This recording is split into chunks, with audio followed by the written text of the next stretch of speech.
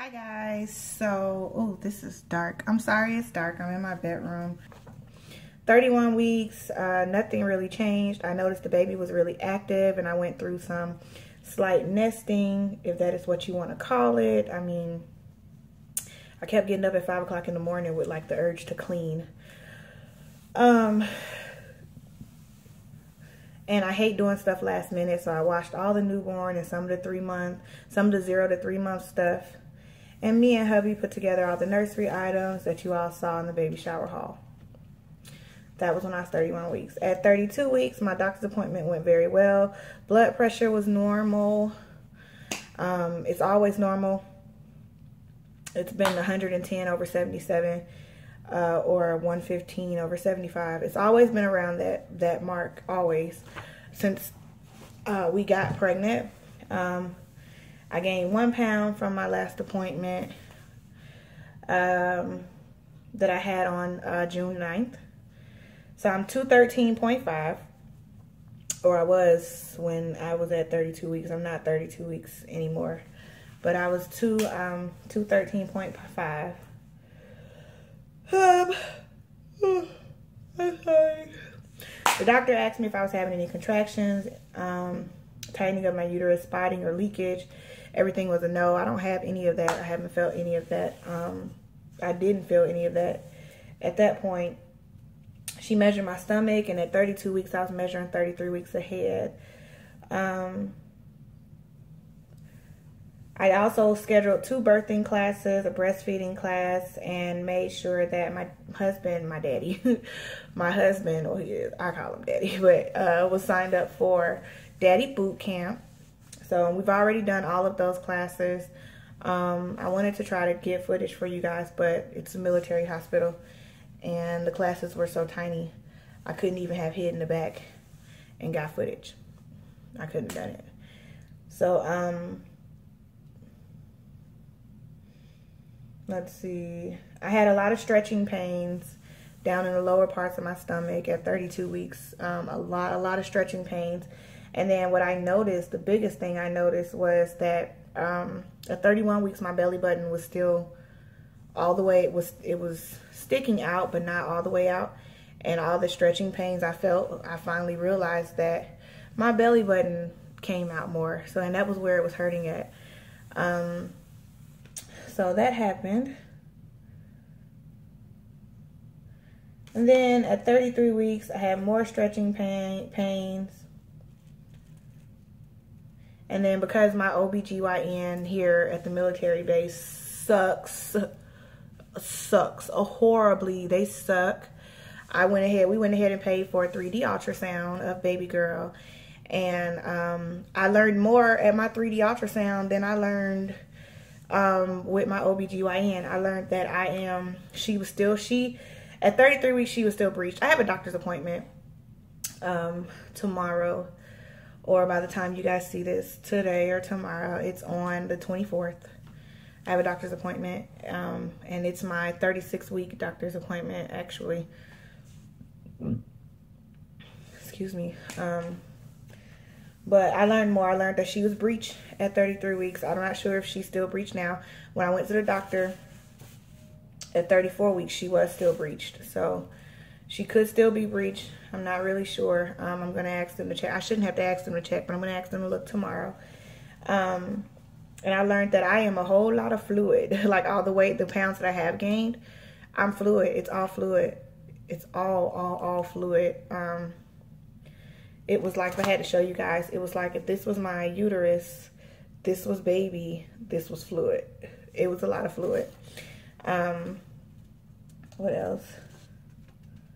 So we are praying, and if you believe in the power of prayer, you guys pray with us that she turns around, because I really want to try to do a vaginal birth. I really want to try to do a vaginal birth.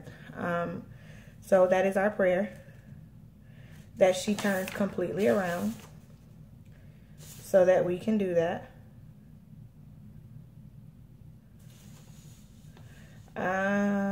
Oh, and we also got a heartbeat bear, a little bear that plays her heartbeat. I thought it was really cool because she'll know what she sounded like when she was inside of mommy's tummy, and it's a keepsake. And we got that from the ultrasound place. And it's not a bear, it's actually a lamb. And it's really, really cute. Hold on, let's see if hubby can get it for us. Babe! Yeah. Can you bring me her lamb? Her lamb? Oh, he said sure. He's gonna bring me her lamb so I can let you guys hear her heartbeat. And then what else? 34 weeks I had a doctor's visit, and like I told you, she was still breech. I also had to do the, I don't know if it's other states. Thank you, Poof. I don't know if it's other states are like this, but in Texas, it's requirement that when you first get pregnant, they test you for HIV and all the other sexually transmitted diseases.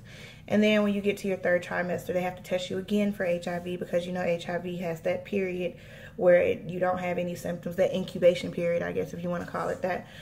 So they test you again at 34 weeks. I mean, yeah, I guess 34 weeks, around 34 weeks, to make sure that your test still comes back negative and nothing else has showed up. Because now, and this is so awesome, and I didn't know this, I did not know that now they have a way of preventing HIV positive parents from passing or transmitting HIV to their unborn babies. And I think that's really awesome. And I feel like if they figured out a way to do that, then they can find a cure in there somewhere, or if there already is one. But that's neither here nor there. Conspiracy theories, we're not gonna go there. Also,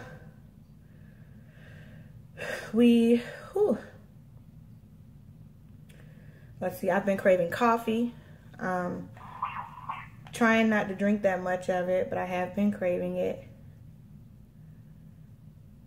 And I also took the first half of the birthing class, and they talked about the stages of labor, dilation, effacement, and when to go to the ER. And I can't go to the ER until I'm at least 4 centimeters dilated. If I go before that, they will send me home. So I have to endure the pain for 4 centimeters, so I get to 4 centimeters. And then I can go in. And I can do, I'm so tired. Oh my gosh, I'm sorry guys. And I can be admitted and all that stuff. What else? My blood pressure at 34 weeks was 115/75, which is normal. My blood pressure's been normal this whole pregnancy. With the grace of God, I was worried about that. And the only reason doctors were worried about my blood pressure and diabetes is because, you know, I had pre-surgery, I was pre-diabetic, high blood pressure. And, you know, after surgery, my blood pressure, it went down, but it still kind of teeter-tottered a little bit. I didn't no longer need metformin or anything like that to control the control the diabetes. My diabetes and my sugar and my glucose levels and all that looked great. But even though I lost weight, I'm still 5'3", and I didn't lose enough. Matter of fact, for my BMI to ever be considered normal, I have to at least be like 115 pounds.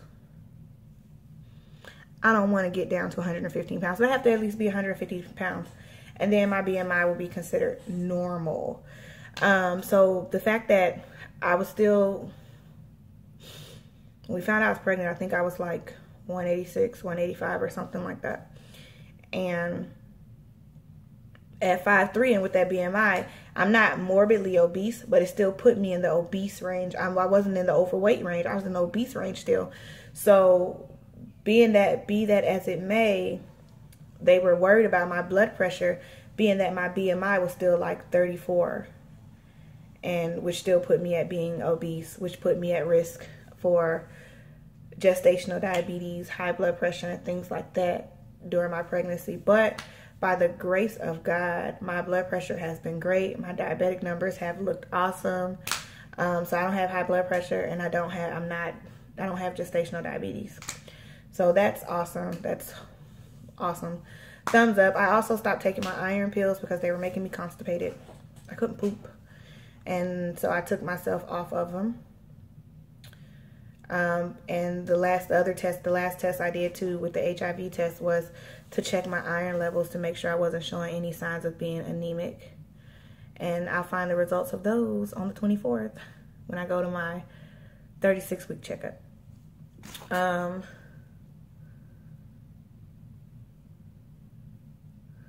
And then we also took the shaking baby class.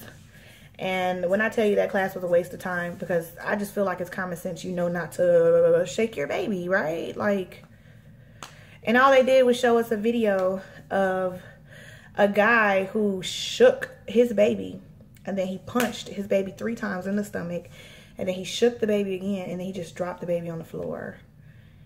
And I'm like, clearly it's not common sense to everybody, but I'm not gonna shake my baby. And then the instructor just kept talking about her 20-year-old son, and I was like, clearly you didn't shake him because he's 20 and everything's okay. And it was saying that statistics show that most babies get shaken baby syndromes from the father losing patience. The most kids that die of shaken baby, it's usually the father that inflicts it and things like that. What it did make me realize was she is not sleeping in the bed with us. I would hate to, from being exhausted.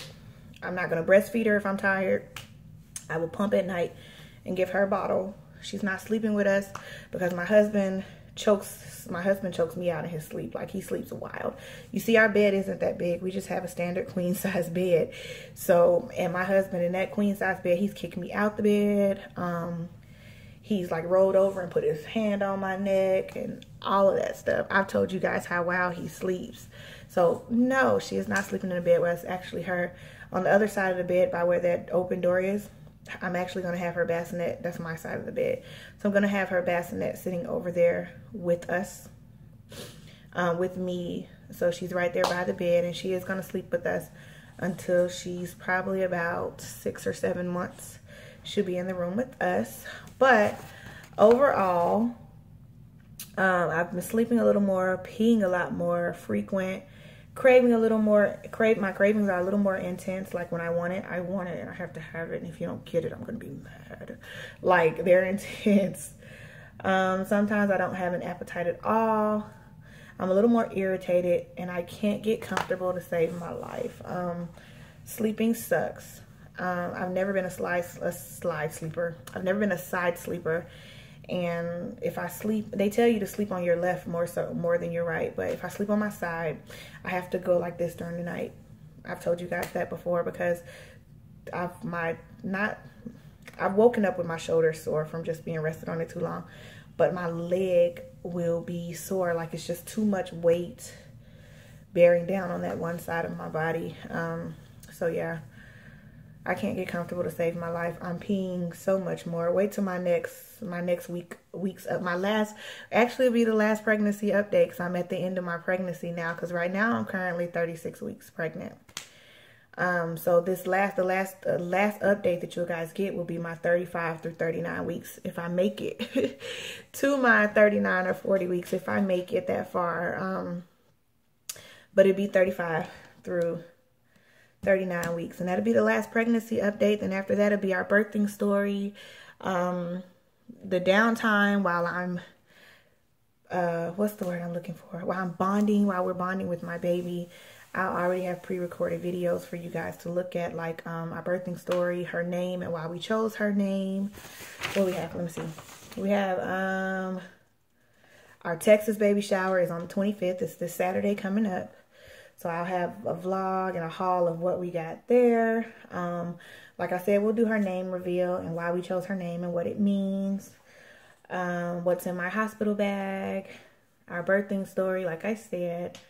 And then after that, the last video that you guys will see from me dealing with this pregnancy, I will do a 6 weeks postpartum with my body shots to let you know what I'm looking like. And then we get back to why a lot of you guys started watching my videos in the first place.